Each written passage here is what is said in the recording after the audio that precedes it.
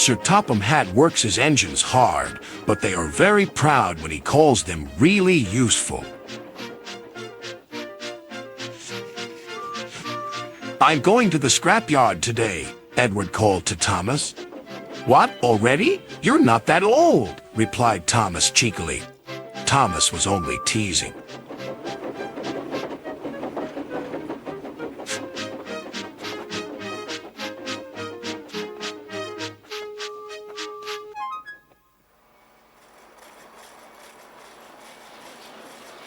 The scrapyard is full of rusty old parts and machinery. They're broken into pieces, loaded into cars, and Edward pulls them to the steelworks where they are melted down and used again.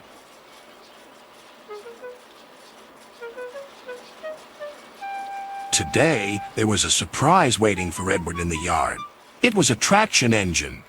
"Hello," said Edward. "You're not broken and rusty. What are you doing here?"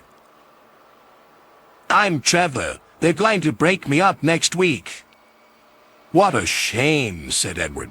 "My driver says I only need some paint, polish, and oil to be as good as new, but my owner says I'm old-fashioned." Edward snorted. "People say I'm old-fashioned, but I don't care. Sir Topham Hatt says I'm a useful engine. What work did you do?" "My owner would send us from farm to farm. We threshed corn, hauled logs, and did lots of other work. The children loved to see us." Trevor shut his eyes, remembering. "Oh yes, I like children." Edward set off for the station. "Broken up, what a shame! Broken up, what a shame! I must help Trevor, I must."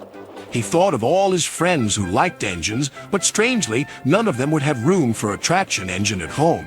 "It's a shame, it's a shame," he hissed. Then, beep, beep!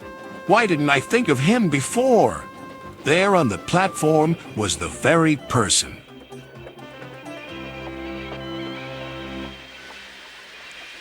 "Hello, Edward. You look upset." "What's the matter, Charlie?" he asked the driver. "There's a traction engine in the scrapyard, Vicar. He'll be broken up next week. Jem Cole says he never drove a better engine."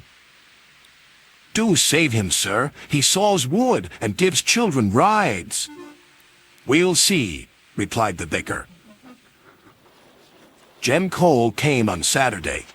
"The Reverend is coming to see you, Trevor. Maybe he'll buy you." "Do you think he will?" asked Trevor.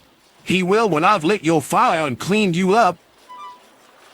The vicar and his two boys arrived that evening. Trevor hadn't felt so happy for months. He chuffered about the yard. "Show your faces, Trevor," said the vicar.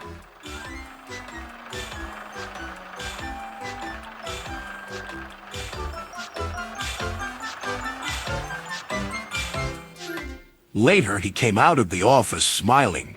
"I've got him cheap, Jem, cheap."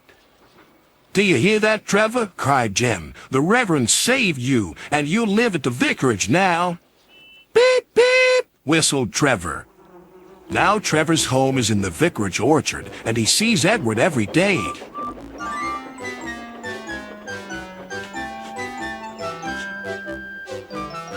His paint is spotless, and his brass shines like gold.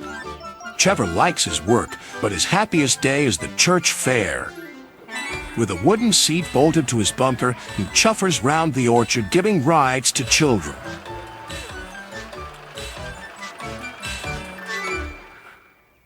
Long afterward, you'll see him shut his eyes, remembering. "I like children," he whispers happily.